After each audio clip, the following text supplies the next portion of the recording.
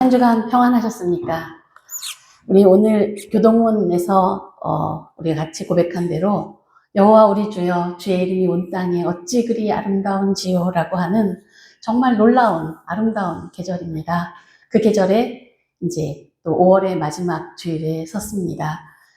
온 세상을 돌아볼 때 어찌 아름답고 또 초록이 충만하고 생명력 풍성한지 참 아름답고 신비하다 생각하는 중에 오늘 이렇게 창세기의 말씀으로 여러분과 함께 나누게 되어서 정말 감사했습니다. 말씀을 준비하는 내내 정말 하나님의 놀라우심을 찬양하면서 말씀을 준비했습니다. 특별히 오늘은 성부, 성자, 성령의 삼위일체 하나님의 신비와 영광을 기리는 삼위일체 주일입니다. 우리 기독교 신앙은 바로 이 삼위 하나님에게서 만물이 기원이 된다라고 하는 사실에서부터 출발합니다. 그래서 기독교에는 누구나 태초에 하나님이 천지를 창조하셨다는 사실을 아멘이라고 고백합니다. 아멘, 그렇습니다. 그래서 오늘 우리가 함께 읽은 이 창세기 1장 1절, 이것은 정말 온 우주와 존재의 시작에 대한 위대한 선언입니다. 태초에 하나님이 천지를 창조하시니라. 세상이 여러 가지로 시끄럽고 떠들지만 온 우주의 근원을 선포하는 이 창세기 1장 1절은 침묵 가운데 단순히 선포할 뿐입니다. 그냥 하나님의 존재를 증명하려 들지 않습니다. 태초에 하나님이 천지를 창조하셨다는 한마디로 모든 선언을 마무리합니다. 어쩌면 이것은 시작이면서 끝이 될 수도 있습니다. 이 말씀을 보면 이 우주의 기원이 우리 과학자들이나 현대 모든 사람들이 궁금해하는 이 우주의 기원이 과연 뭘까? 아무리 머리를 써봤자 몇 가지 눈밖에 나오지 않는 이 우주의 기원이 우연히 생겼거나 진화의 산물이 아니라는 점을 명확히 합니다. 또 여러 나라에 떠도는 여러 신화들, 특별히 이 창세기가 기록될 당시 고대 바벨론 신화의 신화들처럼 그렇게 신들의 전쟁으로 처참한 상태에서 태어난 그런 창조가 아니라는 것을 분명하게 합니다. 히브리어 첫 단어 베레시트, 태초에 라는 말은 다른 어떤 것들이 있다라는 것을 전제하지 않습니다. 절대적인 시초를 의미합니다. 아주 아무것도 없던 바로 그때에 처음이 시작되는 것입니다. 가끔 제가 주일학교를 오래 했는데 이 창세기를 가르치면 아이들이 질문을 합니다. 전도사님, 선생님, 하나님은 그러면 그 창조하기 전에 뭐 하셨어요? 굉장히 똘똘하지 않습니까? 대답해 주세요, 여러분. 창조하기 전에 하나님 뭐 하셨나요? 창조 준비하셨나요? 모르죠. 답 없습니다. 사실 이거는 뭐에 대한 착각이냐면 하나님을 시간 안에 두고 생각하는 것입니다. 우리가 시간적 존재이다 보니까 하나님도 시간성 안에 있다고 믿는 거예요. 그래서 태초에 가는 말이 시간이 창조된 것이라는 것을 알지 못하는 말입니다. 하나님께 시간을 적용할 때 하나님이 그럼 창조 전에는 뭘 하셨을까? 라는 생각을 하게 되는 겁니다. 실상 이 시간이 하나님의 피조물입니다. 하나님은 시간을 창조하신 분입니다. 시공간을 함께 열으신 것이죠. 그래서 하나님은 처음이고 나중이신 분입니다. 하나님은 시간을 열고 닫으시는 분입니다. 하나님은 시간을 다스리시고 초월하신 또 시간 안에서 일하시지만 시간 밖으로 시간과는 구별된 시간을 초월하신 분입니다. 그래서 우리에게 있는 과거, 현재, 미래가 하나님에게는 통으로 있을 뿐만 아니라 하나님은 그 자체를 다 관장하고 계신 분이십니다. 우리의 머리로는 전혀 이해가 되지 않습니다. 왜냐하면 우리는 시간을 빼놓고 우리 존재가 이해되지 않기 때문에 그렇죠. 어찌되었건 하나님은 이처럼 아무것도 없는 무의 상태, 어떤 것도 존재하지 않았던 상태에서 주권적으로 우주 만물을 창조하셨습니다. 이것을 무로부터의 창조라고 말합니다. 이 무로부터의 창조는 굉장히 중요한 신학적 의미가 있습니다. 왜냐하면 당시에 모든 창조들은 무엇인가 재료를 가지고 창조를 하고 있기 때문입니다. 더구나 당시에 있었던 이단들은 무엇인가 물질을 만드는 신을 저급하고 하급하다고 믿었습니다. 바로 그러한 여러 가지 잘못된 신 개념을 정확하게 타파하는, 정확하게 조준해서 지적하는, 또 극복하는 것이 바로 하나님이 태초에 아무것도 없는 상태에서 무엇인가를 창조하셨다는 것입니다. 하나님이 태초에 천지, 그러니까 어디죠? 하늘과 땅을 창조하셨다라고 하는데요. 이 하늘들은 하늘과 땅, 그러니까 우주 만물을 창조하셨다라는 말씀이 맞는데, 근데 이것보다 좀 더 차원이 넓습니다. 이 히브리어 말로 하늘은 복수로 되어 있어요. 그러니까 하늘들과 땅을 창조하셨다 이렇게 되어 있는데요. 이거는 당시에 그 유대인들의 세계관을 나타냅니다. 하늘이 세 개로 구성이 되어 있었던 거죠. 다시 말하면 우리가 아름답구나라고 보면 이 우리 하늘, 공중, 새들이 날아다니는 공중이 첫 번째 하늘이고요. 그리고 해와 달과 별들이 빛나는 우주, 창공이 두 번째 하늘입니다. 그리고 영적인 존재들이 거하는 세 번째 하늘이 있다고 믿었기 때문에 이 하늘들과 땅을 창조하셨다라는 말씀은 영적인 세계와 이 물질 세계를 다 창조하셨다라는 말입니다. 다시 말하면 하나님은 영적인 세계와 물질적인 차원들, 그 안에 있는 모든 것들을 다 창조하셨습니다.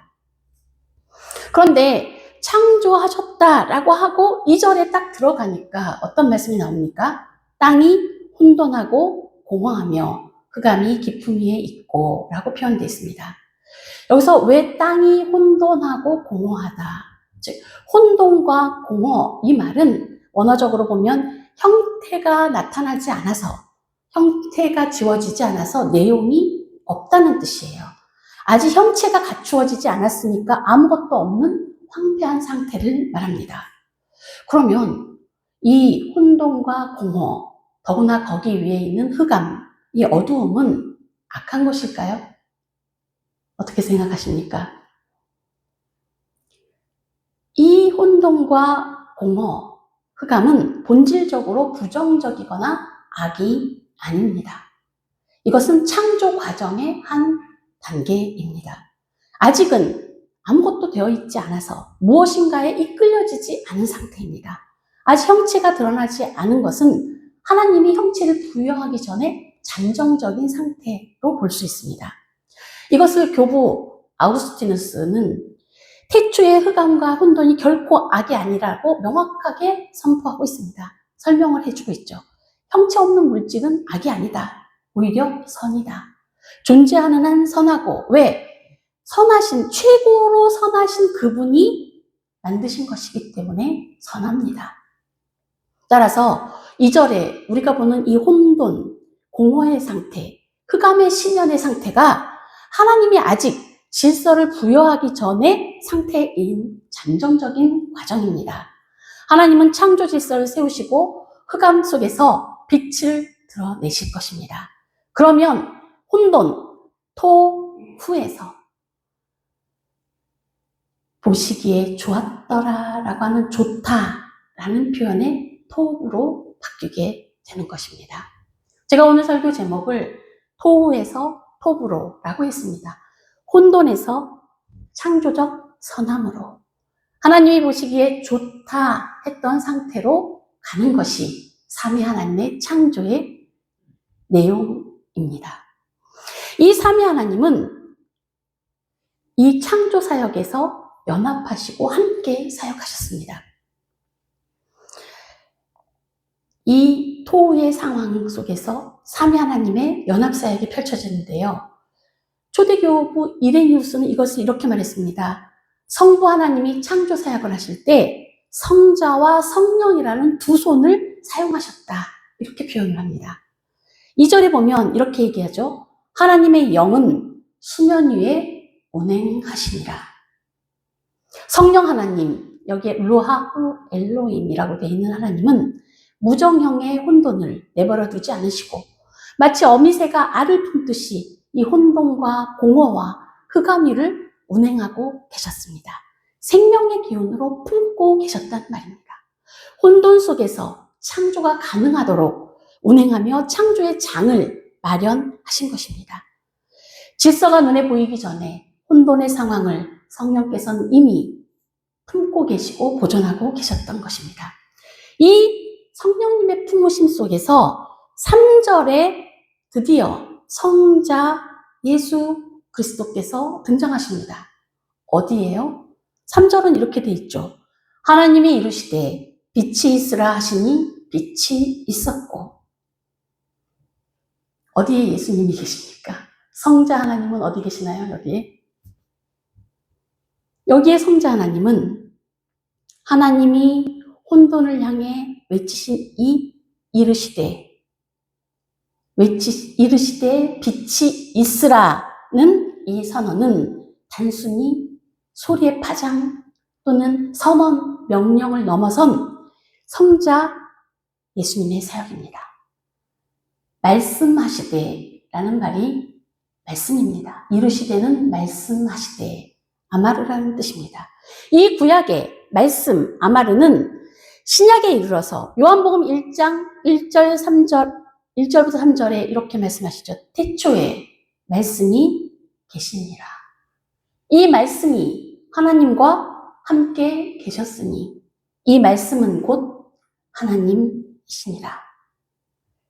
그가 태초에 하나님과 함께 계셨고 만물이 그로 말미암아 지은 바 되었으니 지은 것이 하나도 그가 없이는 된 것이 없느니라 라고 선포하고 있습니다. 다시 말하면 이 말씀은 곧 성자 예수 그리스도이심을 완전하게 신약에 와서 계시되고 있습니다. 다시 말하면 세상을 지으신 그 태초의 말씀, 태초의 로고스가 곧 성자 하나님 예수 그리스도의 일하신 사역입니다.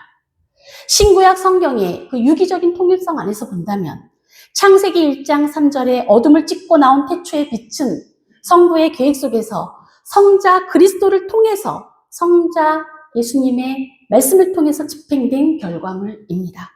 따라서 창조의 사건, 말씀 창조 사건은 하나님이 물질 세계를 기계적으로 조종하신 것이 아니라 영원한 로고스이신 성자가 이 피조 세계의 무질서와 공허 속에 직접 개입하셔서 하나님의 질서와 생명을 부여하신 사건입니다. 말씀이 질서와 생명을 부여하십니다. 누가요? 예수님의 말씀이요. 그것이 성자 예수님입니다. 그것이 요한복음에 말씀하는 말씀 로고스이십니다. 이렇게 창세기 1장 1절에서 3절은 성부, 성자, 성령이 완벽한 연합 속에서 일하신 삼위일체의 사건입니다.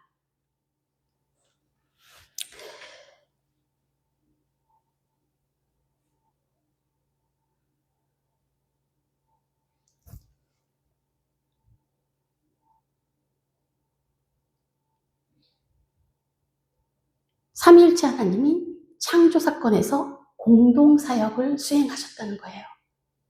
그러니까 우리가 태초에 하나님이 천지를 창조하시니라 라고 읽을 때 이 하나님은 어떤 하나님입니까? 삼위 하나님, 삼위일체 하나님, 성부, 성자, 성령의 하나님이 함께 연합으로 공동으로 창조하신 사역입니다. 1절에서 창조의 대전제를 작정하고 주도하신 성부 하나님이고요.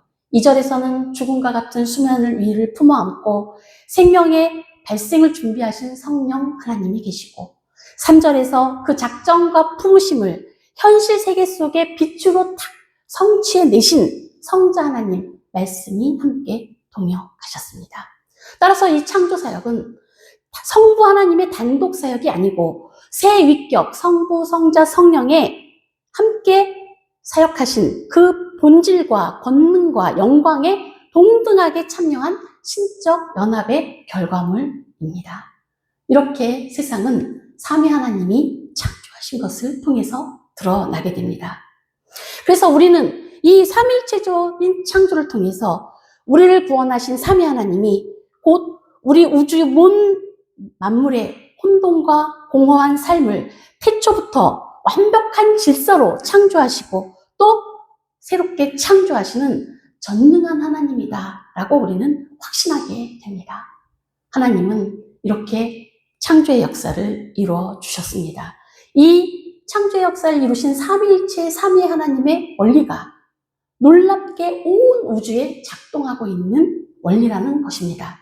초대교부 이레니우스는 이렇게 얘기합니다. 이 삼위일체의 원리를 단순하게 그냥 신학적 교리로 보지 않았고 모든 존재와 모든 세계의 피조물들에게도 작동하는 원리다라고 보았습니다.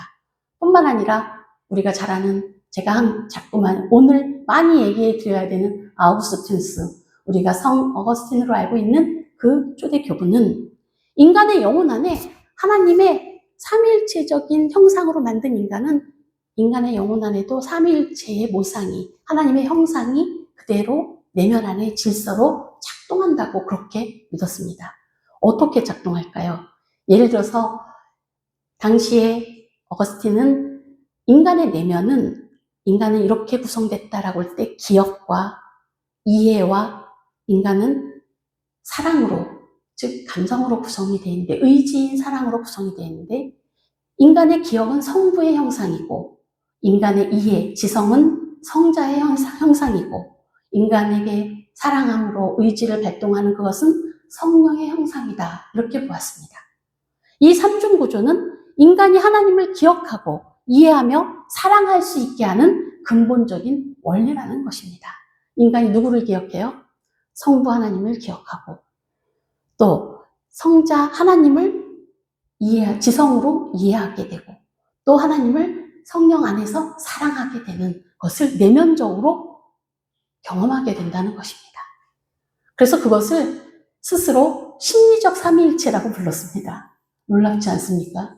그런데요, 현대 신학자들은 바로 이 삼위일체의 원리, 성부, 성자, 성령이 상호 내주하면서 홀로 있지 않고 공동체적으로 존재하면서 작동하시는 이 원리를 교제적 삼위일체, 즉 관계적 삼위일체라고 부르면서 교회와 사회의 모든 관계의 원리로 세웠습니다. 그렇게 제시하기도 합니다. 그래서 삼위일체 원리를 모든 관계성의 원리로까지 확장시키는 것입니다. 그것을 관계적 삼위일체라고 또 부릅니다.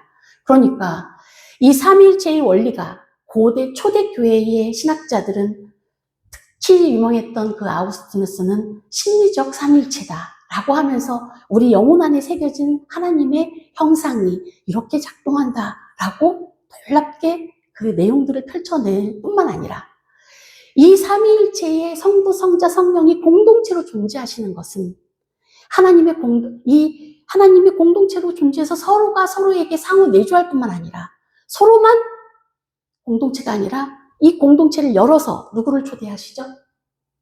이제 피조물들을 초대하십니다. 우리를 초대하시고 교회를 초대하셔서 우리와 예수 그리스도 안에서 하나님 안에서 우리가 하나님의 안에서 하나 되도록 하시는 그 삼위일체를 경험해내는 이것이 바로 모든 관계의 원리가 된다라고 본 것입니다. 놀랍지 않습니까?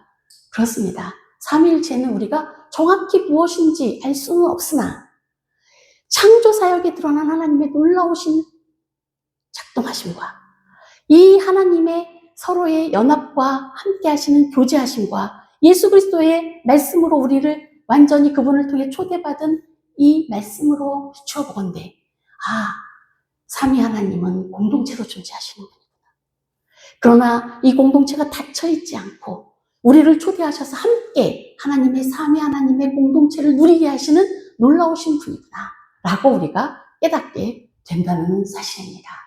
이것이 모든 공동체의 원리로 작동해야 된다는 것이죠. 따라서 교회도 서로가 서로 안에 거하는 평등하면서도 상호협력 내재의 관계를 유지하면서 또 동시에 고난당하고 또 소외되고 아픈 약자들을 향해서 개방되면서 그들에게 참여하고 그들의 아픔을 공감하는 예수 그리스도의 사역에 동참해야 하는 존재들인 것입니다. 교회와 사회도 이러한 관계성의 모델로 나아가야 된다. 이 모든 관계성의 모델이 가정, 교회, 사회, 너와 나의 모든 관계의 기본이 되어야 한다라고 그렇게 가르치고 있는 것입니다.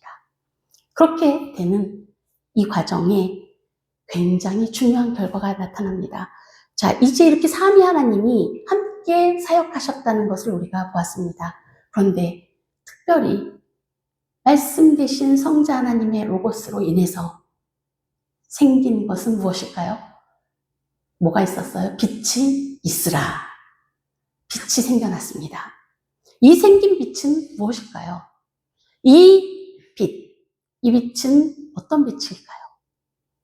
이 빛은 태초의 빛, 창조의 빛입니다. 그런데 이 빛은 나중에 넷째 날에 창조된 태양과 달을 말하는 것이 아닙니다. 그 천체를 비추는 빛들은 넷째 날에 창조되었어요. 이 첫째 날에 창조된 빛은 창조의 빛입니다. 20세기 최고의 구약학자라고 하는 게하르트 폰 라트는 이 빛을 온 우주를 다스리는 하나님의 아주 독립적이고 원초적인 권능의 에너지다. 이렇게 표현을 했습니다. 그러나 아우구스티누스는 또 이렇게 표현했습니다. 이 빛이 하나님의 영광스러운 조명. 이 태초의 빛은 하나님이 피조물에게 비치는 영광스러운 조명이다. 그래서 계시록에 보면 해와 달이 사라져도 누가 계셔요? 온 세상이 가득 빛이 납니다. 왜요? 하나님이 빛을 보좌에서 비치고 계시기 때문이죠. 이 영광스러운 조명이 비친다는 것입니다. 다시 말하면 형태가 없고 내용이 없는 물질이 창조주 하나님의 이 영광스러운 조명을 받게 됩니다.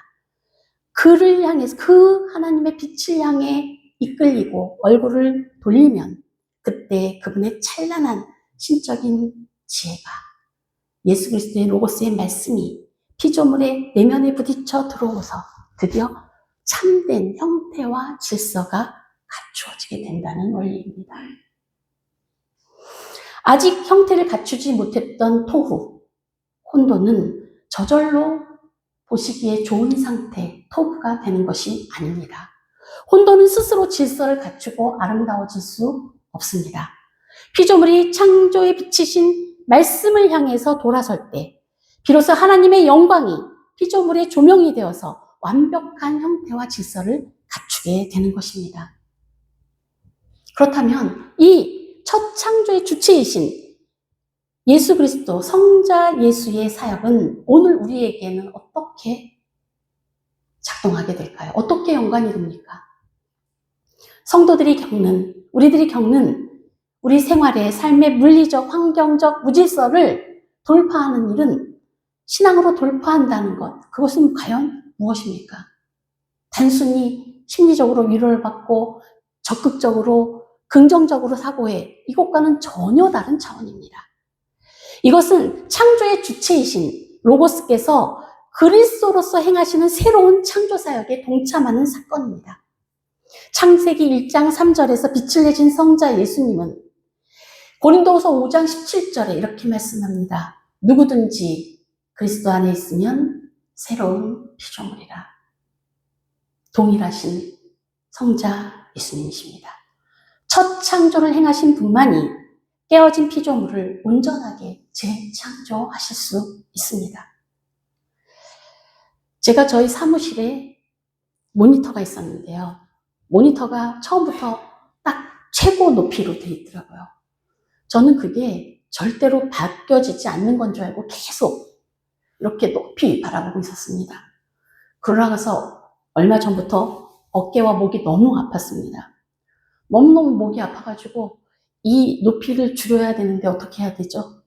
고민하는데 제가 뭐 했겠습니까? 네. 사람 불렀어요. 사람 못 부르고 이 설명서를 찾았습니다. 이 기계를 어떻게 작동해야 다시 이렇게 움직일 수 있는 것인지 설명서를 찾는 것입니다. 그렇습니다. 우리가 고장난 아주 정밀한 기계를 수리할 때 동네 기술자에게 아무한테나 임의적으로 맡길 수 없습니다. 그 기계를 처음 만든 본사 엔지니어가 제시하는 원래 설계도, 그걸 봐야 합니다. 저도 원래의 설명서, 버리지 않고 두었던 것을 찾아보고 내렸습니다. 그렇습니다. 우리의 인생과 가정이 꼬이고 골마 터져서 혼돈과 공허의 상태가 될 때가 있죠. 그럴 때 다른 어떤 방법을 사용해도 소용이 없습니다. 세상의 임시 방편이나 우리의 인간적인 수단은 어떤 조금의 효과를 볼기는 하지만 근본적으로 치료할 수가 없는 것입니다. 우주의 설계도이자 인생의 설계도 자체이신 말씀 예수 그리스도께 인생을 맡겨야 기계가 오작동을 멈추고 본래의 기능을 회복하는 것입니다. 믿으십니까? 그렇습니다. 우리 삶을 새롭게 창조하시는 분은 바로 예수님이십니다. 사람들의 빛으로 오신 예수 그리스도의 말씀이 우리 심령에 떨어져서 영적 분별력이 켜져야 합니다. 세워져야 합니다. 우리 영혼이 하나님께로 돌아서서 그분의 빛으로 조명을 받을 때, 그때 우리는 비로소 영적인 질서가 잡히고 눈이 보여서 그때 무엇이 우상이었고 무엇이 탐욕이었는지, 무엇이 하나님 뜻에 합하지 않은 것인지를 정확한 실상을 보게 되는 것입니다. 그렇게 하나님이 우리의 내면을 질서 있고 하나님이 본래 계획하셨던 그 목적대로 새롭게 만드시는 것입니다. 우선순위가 정돈되는 삶의 재창조가 일어나는 것입니다. 그래서 언제나 그리스도 안에서 새로운 창조의 역사가 일어나는 것입니다. 이 하나님이 빛을 창조하신 다음에 보시기에 좋았더라 토브라고 선언하셨습니다.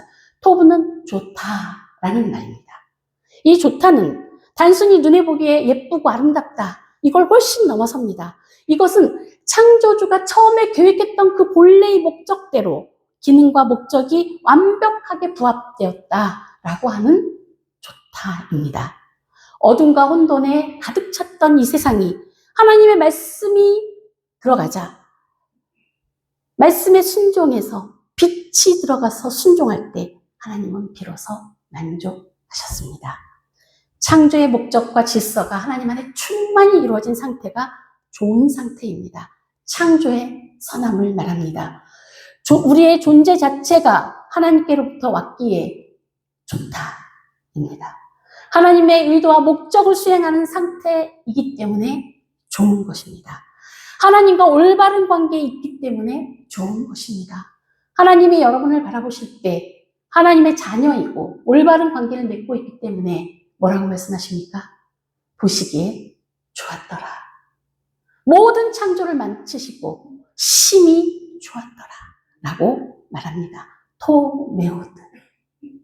모든 것이 하나님의 뜻에 딱 맞게 부합하게 질서지어 있고 충만하다라는 의미입니다.